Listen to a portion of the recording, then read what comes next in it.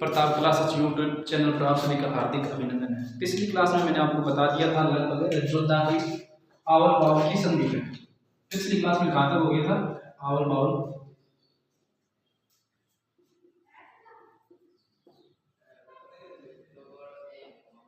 इस संधि तक हो गया। संधि कब हुई थी? 1453 की। यहाँ तक तो पिछली क्लास में मैंने आपको बता दिया, सब कुछ पढ़ चुकी है। यहाँ तक ये संधि किसके मध्य हुई, किसने करवाई, कैसे करवाई, ठीक है। उसके बाद इस संधि के बाद वास्तविक रूप से संस्थापक बन जाता है, यानी कि वास्तविक रूप से जोधा अपनी स्थापना कर देता है राज्य की। तो यानी कि मारवाड़ में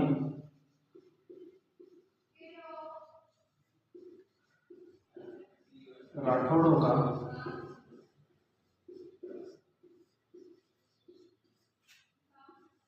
वास्तविक संस्थापक, अगर पूछे मारवाड़ में राठौड़ों को वास्तविक संस्थापक कौन हो जाएगा, तो राव जोधा, ठीक है। वैसे संस्थापक कौन है? संस्थापक पूछे तो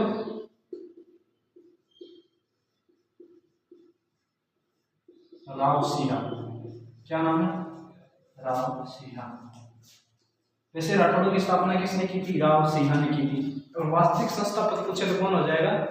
जोधा हो जाएगा, क्योंकि जोधा ने 1453 में वास्तविक रूप से स्थापना कर दी थी, अपनी राजधानी बना दी थी जोधपुर को, और इसी कारण से जोधपुर का वास्तविक संस्थापक कहा। उसके बाद 1453 में इसने जोधपुर की आवल की संधि के तहत अपने राज्य की वास्तविक रूप से स्थापना कर दी थी। एक इतिहासकार आते हैं जिनका नाम है गाडस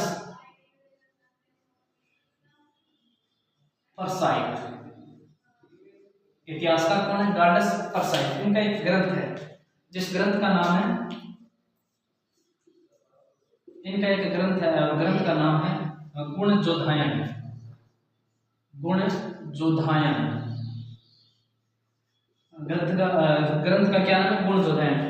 गाडस पायरस इस ग्रंथ में बता रहा है कि जोधा जब मंडोर पर अधिकार कर लिया, जोधा ने जब मंडोर पर अधिकार कर लिया, कब?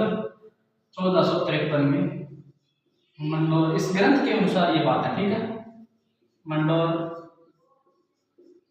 पर अधिकार, यानी कि ये कह रहा है कि 1453 में जोधा ने मंडोर पर अधिकार कर लिया। उसके बाद चित्तौड़गढ़ दुर्ग पर, चित्तौड़गढ़ दुर्ग पर आक्रमण किया था, ठीक है।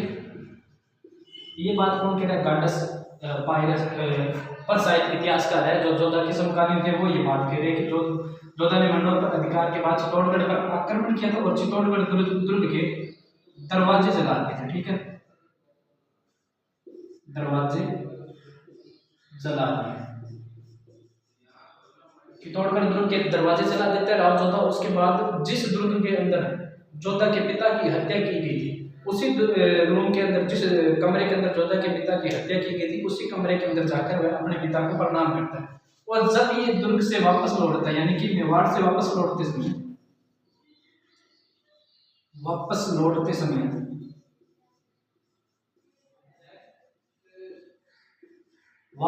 समय इसने एक सेठ को लूटा था, ठीक है, जिसका नाम था पदम चंद। इसे लूट लिया था। क्या कर लिया था? लूट लिया था।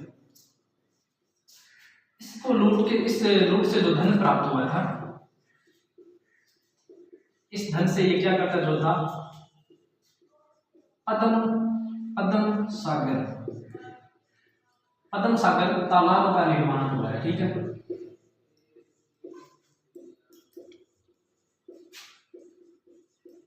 निर्माण करवाया।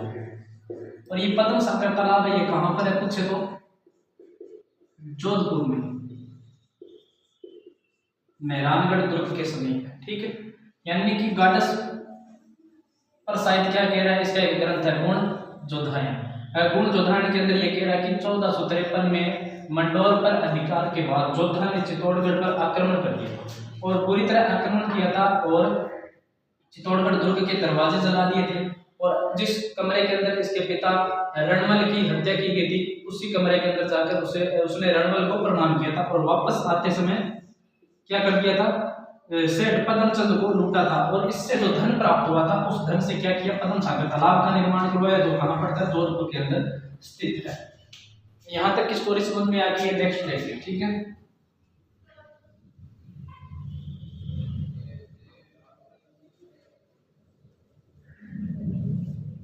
जोधा शासक कब बनता है, 1438 में, लेकिन इसका राज्याभिषेक होता है जो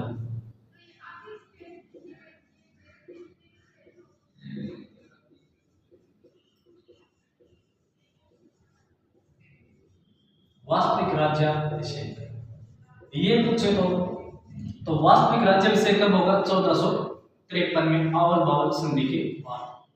ये जो राज्याभिषेक करता है कौन करता है, बगड़ी गांव के सरदार या ठाकुर बोल, ठीक है। बगड़ी गांव कहां पर पड़ता है, पाली के अंदर। कहां पर है, पाली के अंदर। पाली के सरदारों द्वारा, ठीक है, सरदार बोल या ठाकुर बोल, सरदारों द्वारा बगड़ी गांव के सरदारों द्वारा अंगूठा काटकर, क्या काटकर, अंगूठा काटकर राज्याभिषेक किया। यानी कि 1453 में जब वास्तविक रूप से अपने राज्य की स्थापना करता है राव चौथा, तब इसका राज्याभिषेक होता है जो बंगड़ी गांव के ठाकुर सरदार अपना अंगूठा काट कर करते हैं।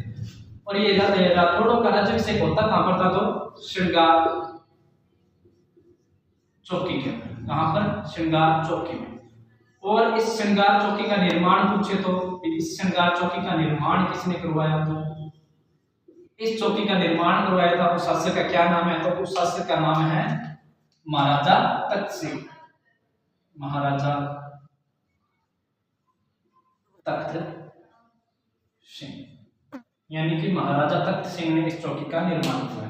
ये जो परंपरा थी, कौन सी परंपरा, अंगूठा काटकर राज तिलक करने वाली, ये समाप्त हो गई। किसके समय हुई थी, हनुमंत सिंह के समय। यानी कि हनुमंत सिंह के समय यह परंपरा समाप्त होगी। तो फिर राज तिलक किससे होता था, तो उस समय कुमकुम से राज तिलक किया जाता था। यह तो कहानी इसके राज्याभिषेक की आ गई। उसके बाद देखते हैं जोधा ने क्या क्या निर्माण करवाया।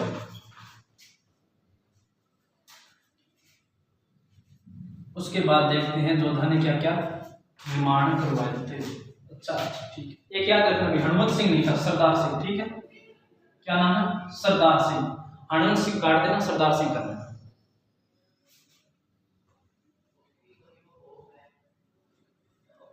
जोधा ने क्या क्या निर्माण करवाया था वो देखते हैं, यानी कि जोधा के निर्माण कार्य।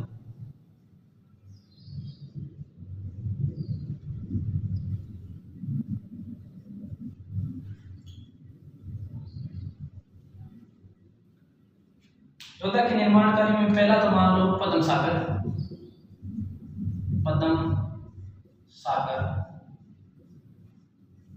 तालाब। एक तो क्या बनवाया, पद्म सागर तालाब बनवाया, और जोधेलाव तालाब बनवाया। और क्या किया, और चामुंडा माता मंदिर निर्माण करवाया। पहले नागनेची माता का लिख लेते, ठीक है। नागनेची माता जो जोधपुर मेहरानगढ़ दुर्ग के अंदर नागनेची माता का मंदिर है, उसका निर्माण कौन करवा रहा है, राव जोधा करवा रहा है। नागनेची माता मंदिर निर्माण।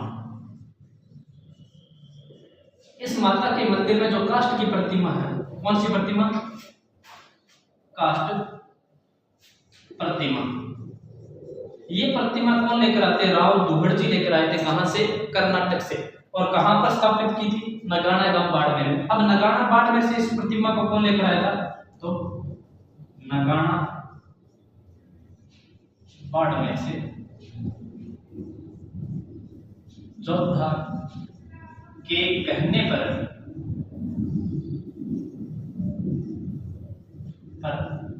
इस प्रतिमा को राव टिक्का मेहरानगढ़ लेकर आया था। राविका कहाँ लेकर आया था? मेहरानगढ़ दुर्ग में लेकर आया था।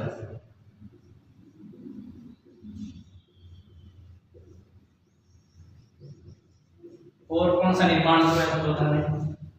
जोधा में चामुंडा माता मंदिर निर्माण हुआ है। चामुंडा माता कौन है? जोधपुर के राठौड़ों की आराध्य देवी बोल दो या इष्ट देवी बोल दो। कौन? चामुंडा माता।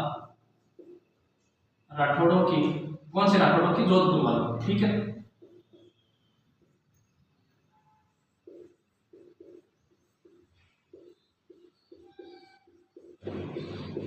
राठौड़ों की आराध्य बोल दो या इष्ट बोल दो। ठीक है, आराध्य देवी कौन सी है? चामुंडा माता है। तो नागनेची माता कौन है भाई? नागनेची माता है राठौड़ों की, कौन से भी राठौड़ों। ठीक है, राठौड़ों की कुल देवी कौन आ गई? चामुंडा माता। याद रह जाएगा आराध्य देवी कौन है, कुल देवी कौन है। इस माता के मंदिर का निर्माण किसने किया था? यानी कि निर्माण किसने हुआ है? तो राव जोधा ने। किसने करवाया? राव जोधा ने। उसके बाद इस मंदिर में मतलब इसका जीर्णोद्धार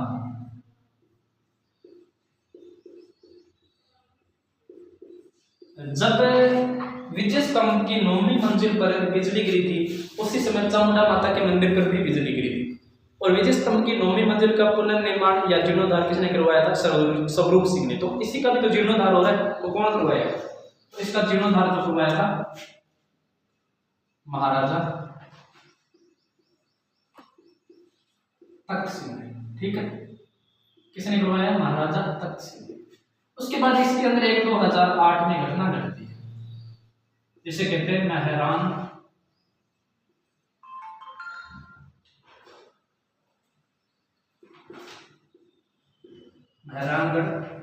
दुखंतिका। मेहरानगढ़ दुखंतिका कहते हैं इस घटना को। क्या कहते हैं? मेहरानगढ़ दुखंतिका। आश्विन नवरात्रा का मेला था। कौन सा? आश्विन नवरात्रा।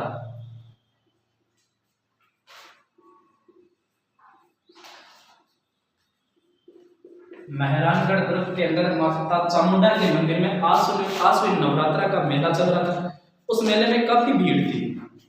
तो उसके बाद क्या, कोई अफवाह फैल गई थी, यानी कि किसी ने अफवाह उड़ा दी कि मंदिर में बम है। कौन सी अफवाह थी? बम की।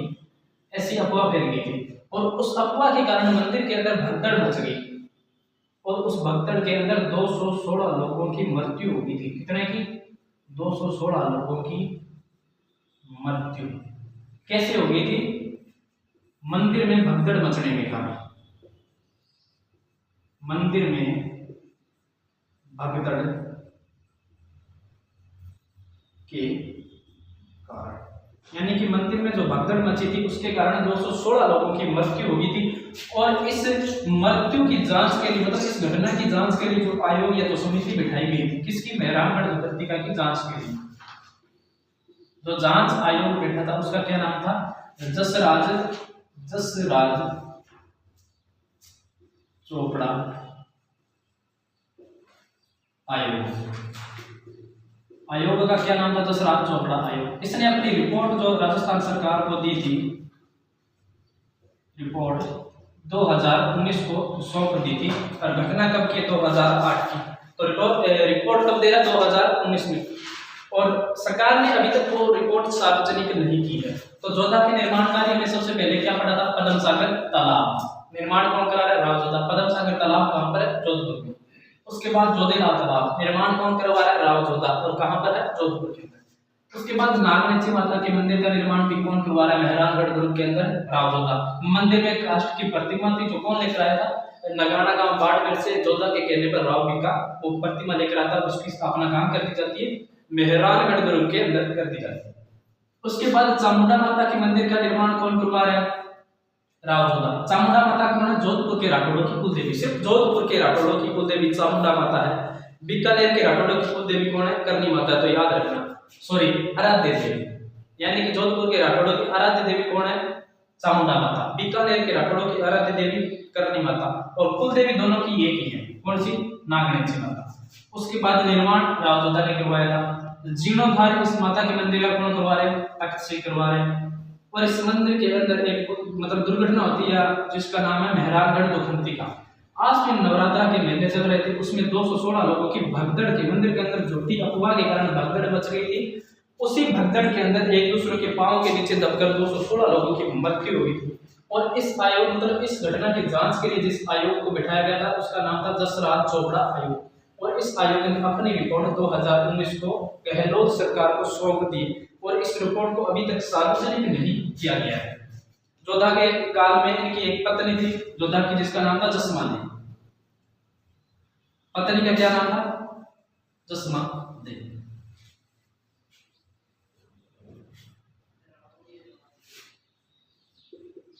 पत्नी नाम क्या है? जसमा देवी। इन्होंने जसमा बावड़ी बोल दो, जसमा बावड़ी या रानी सागर तालाब बोल दो, ठीक है? रानी सागर तालाब, जसमा बावड़ी बोल दो या रानी सागर तालाब बोल दो, का निर्माण करवाया। निर्माण करवाया। उसके बाद इनकी माता का क्या नाम है? कोडम दे। इनकी माता ने जिस बावड़ी का निर्माण करवाया था उसका क्या नाम है? कोडम देसर बावड़ी। कोडम देसर बावड़ी। ये जो कोडम देसर बावड़ी है वर्तमान में जिस जिले में पड़ती है उसका क्या नाम है? अपना बीकानेर। क्या नाम है? बीकानेर। यानी कि जोधा की माता जी ने जिस बावड़ी का निर्माण करवाया था कोडम देसर बावड़ी, इसी जिस ये बावड़ी जिस स्थान पर है इसी स्थान पर 1465 में बीकानेर की स्थापना करेगा, ठीक है? याद रखना है। और ये जो बावड़ी है पश्चिमी राजस्थान की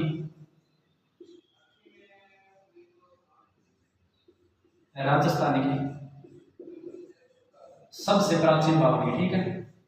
सबसे प्राचीन बावड़ी है, याद रखना भी, ठीक है? यह बावड़ी पश्चिमी राजस्थान की सबसे प्राचीन बावड़ी है। उसके बाद यह तो हो गया जोधा के समय जो निर्माण कार्य हुए थे वो। उसके बाद कुछ ख्यातों से पता चलता है, यानी कि कुछ ख्यातों से क्या पता चलता है? जोधा ने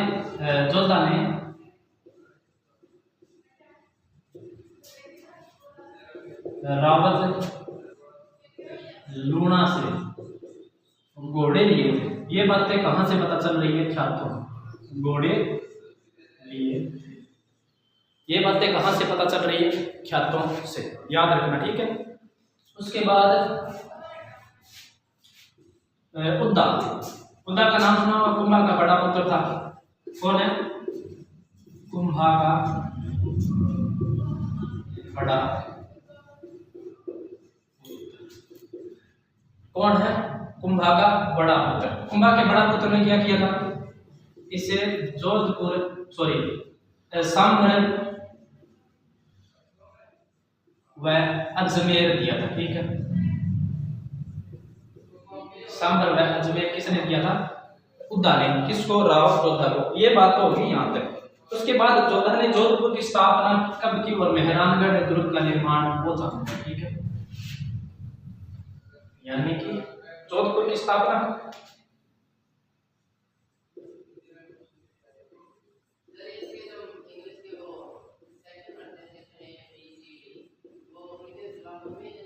कब करता है? 12 मई 1459। किसकी स्थापना कर दी थी? जोधपुर शहर की। उसके बाद जोधपुर में 2 पहाड़ियां हैं, ठीक है? एक पहाड़ी मसूरिया की पहाड़ी, मसूरिया की पहाड़ी। इस पहाड़ी में एक तो रामदेव जी का मंदिर है, रामदेव जी का मंदिर, और एक बालीनाथ की या बालकनाथ की गुफा।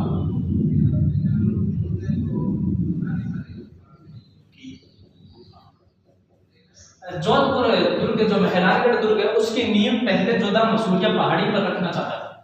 मसूरिया पहाड़ी पर रामदेव जी में भरतनाथ जी के स्थान होने के कारण इसने यह त्याग किया। उसके बाद यहाँ पर यह जो पहाड़ी है, जैसे अपने बोलते हैं चिड़िया टूक पहाड़ी या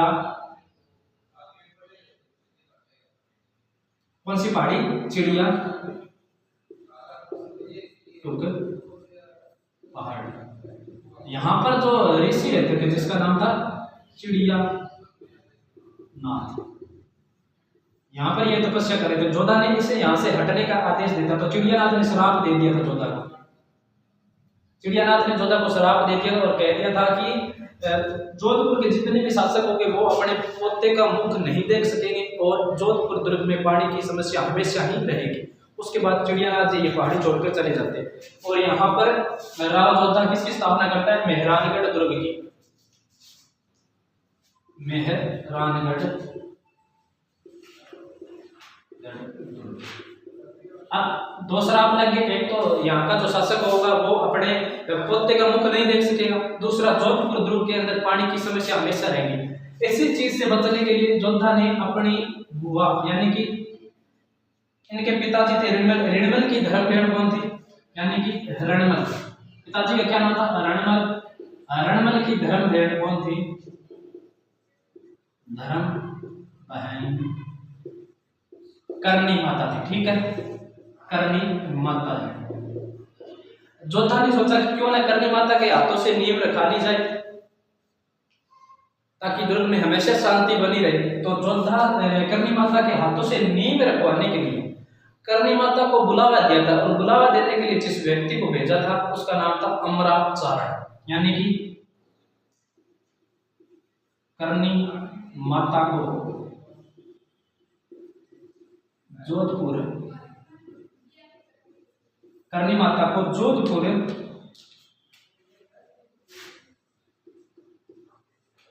बुलाने के लिए अमराचारण को भेजा। किसको, अमराचारण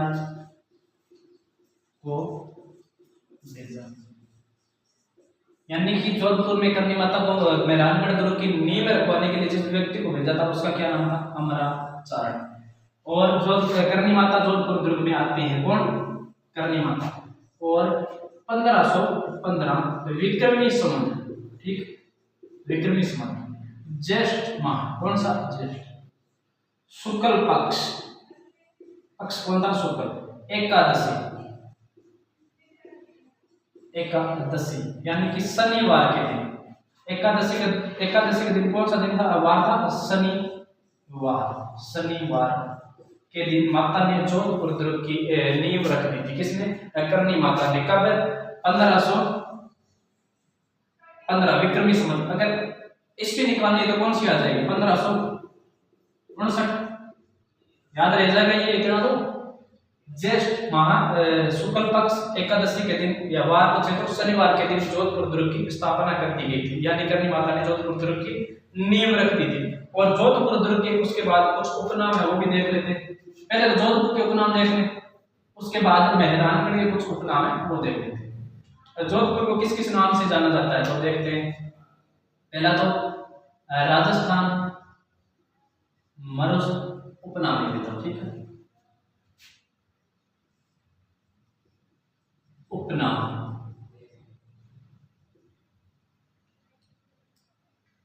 उपनाम कौन कौन से, राजस्थान का मरुस्थल प्रवेश द्वार, ठीक है, एक तो ये हो गया। और दूसरा हो गया ब्लू सिटी, ब्लू सिटी या फिर नीला शहर, एक ब्लू सिटी हो गया या फिर नीला शहर बोल दो। और दूसरा सन सिटी, और सन सिटी नहीं बोल दो, सूर्य नगरी बोल दो, सूर्य नगरी। और सांस्कृतिक विरासत का शहर, ठीक है, सांस्कृतिक विरासत का शहर बोल दो, या फिर जोधान नगरी बोल दो। ये याद रह जाएगा आपको। कितने नाम हो गए? राजस्थान के मरुस्थल का प्रवेश द्वार हो गया, ब्लू सिटी हो गया, नीला शहर, सन सिटी, सूर्य नगरी, सांस्कृतिक विरासत का शहर और जोधान नगरी। उसके बाद मेहरानगढ़ के कुछ उपनाम देखें तो कौन कौन से आते हैं? मेहरानगढ़ के उपनाम देखें तो कौन कौन से आ जाएंगे? मयूर ध्वज हो गया, गढ़ चिंतामणि हो गया,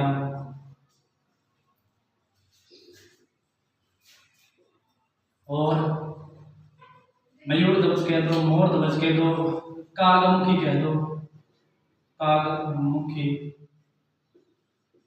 मेहरानगढ़ को अगर ऊपर से देखें तो इसकी आकृति बिल्कुल भारत के नक्शे जैसी है। और मेहरानगढ़ दुर्ग को रुडयार्ड किपलिंग ने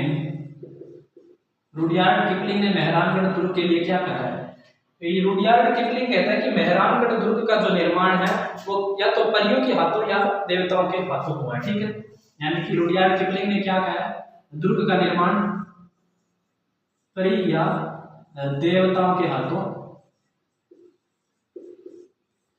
रुडयार्ड किपलिंग कहता है कि मेहरानगढ़ दुर्ग का निर्माण है जो परी या देवताओं के हाथों में, इसे किसी मानव ने तो नहीं बनाया। और इन्हें नोबेल पुरस्कार भी मिला हुआ है। जंगल बुक, इनकी बुक कौन थी? जंगल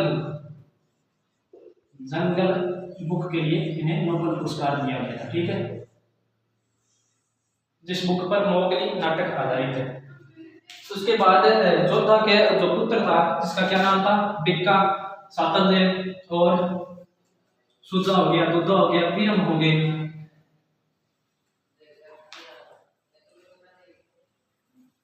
जोधा के एक भाई था जिसका नाम था कांधल।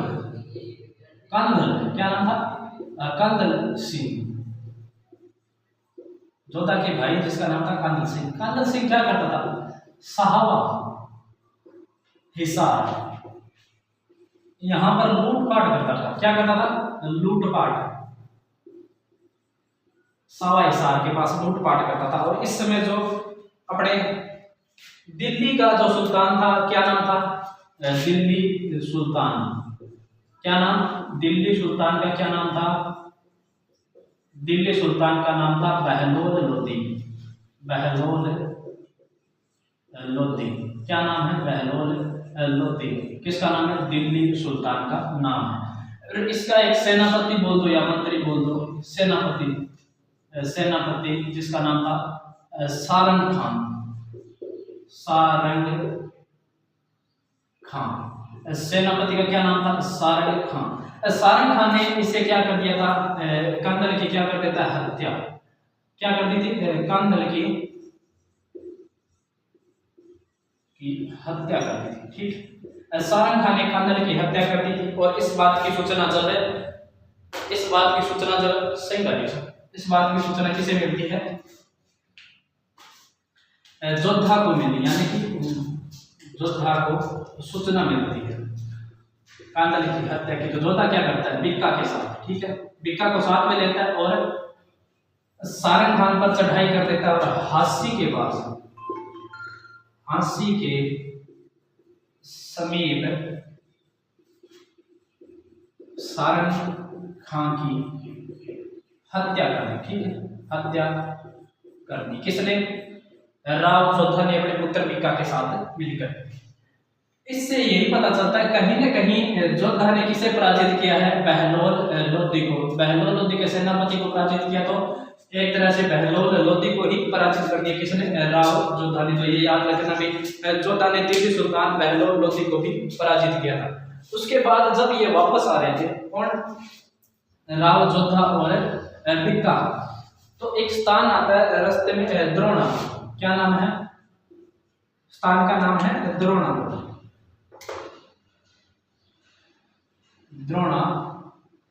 ठीक है, ये स्थान आता है रास्ते में। यहाँ पर जोधा बिक्का से 2 वचन लेता है। कितने वचन? 2 वचन। दो वचन लेता है और बिक्का हाँ भर देता है। पहला तो कौन सा, यानी कि जोधपुर की राजगद्दी त्याग दोगे, यानी कि बिक्का कहता है कि आप जोधपुर की राजगद्दी त्याग दोगे। और दूसरा वचन कौन सा है, लाडनों की जागीर। लाडनों कहां पर पड़ता है, नागौर में। लाडनों की जागीर मेरे, यानी कि खुद के नाम करोगे। दो वचन लिए थे जोधा से, सॉरी बिक्का से। कौन सा, एक तो जोधपुर की राजगद्दी त्याग दोगे। और ये राजगद्दी त्यागने की बात क्यों कहता है, क्योंकि इसके रानी थी, रानी का क्या नाम था, जसमा दे। रानी का क्या नाम है, जसमा दे। ये इसकी प्रिय रानी थी, ठीक है, प्रिय रानी। जसमा दे के कहने पर उत्तराधिकारी किसे घोषित कर देता है, उत्तराधिकारी किसे घोषित कर दिया था, तो सातल देव को उत्तराधिकारी घोषित कर दिया। इसी के कारण जोधपुर की राजगद्दी त्यागने का वचन लेता है, किससे, राव बिक्का से। कौन, जोधा।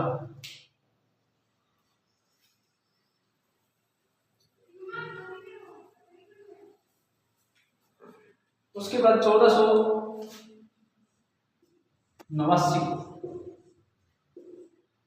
राव जोधा की मृत्यु हुई थी, ठीक है, राव जोधा की मृत्यु हुई थी। राव जोधा के कितने पुत्र थे,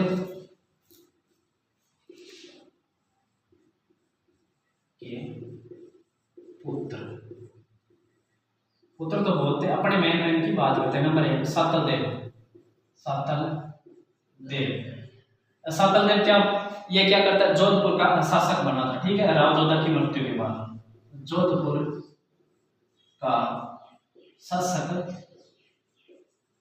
बना, यानी कि राव जोधा की मृत्यु के बाद जोधपुर का शासक कौन बनता है, सातल देव। उसके बाद सुजा आएगा, सुजा। सातल देव के बाद जोधपुर का शासक कौन बनेगा, सुजा। सुजा के बाद तीसरा कौन सा, वीरम। चौथा दुद्धा। पांचवा कौन सा आएगा, पांचवा अपना बिक्का, ठीक है। दुद्धा और वीरम क्या करते हैं, मेड़ता की स्थापना करते हैं। मेड़ता की स्थापना की किसने, राव दुद्धा व वीरम ने। दुद्धा कौन है, मीराबाई के दादा, ठीक है, मीराबाई के दादा। मीराबाई के दादा कौन है, दुद्धा। तो मीराबाई के परदादा कौन हो जाएंगे, राव जोधा, यानी कि परदादा कौन, राव जोधा। बिक्का क्या करता है, 1465 में अपने चाचा के साथ बीकानेर की स्थापना कर देता है। बीकानेर की स्थापना कब करता है, 1465 में। जिस स्थान पर करता है उसका नाम क्या है, कोडलदेसर। कोडलदेसर नामक स्थान पर बीकानेर की स्थापना करता है कौन, राव बिक्का। और 1488 में राप्ती घाटी नामक स्थान, कौन सा स्थान, राप्ती घाटी नामक स्थान पर बीकानेर शहर की स्थापना करता है। कौन से शहर की, बीकानेर शहर की स्थापना की। बीकानेर शहर की स्थापना कर देता और वहां पर एक छोटा सा दुर्ग बना था जिसे बिक्का की कटोरी के नाम से जाना जाता है। कालांतर में आगे चलकर इन्हीं का एक वंशज आएगा जिनका नाम होगा बीकानेर, सॉरी रायसिंह, जिसे रायसिंह बीकानेर के नाम से जाना जाता है। और वो यहाँ पर जूनागढ़ दुर्ग की स्थापना कर देता है इसी दुर्ग के ऊपर।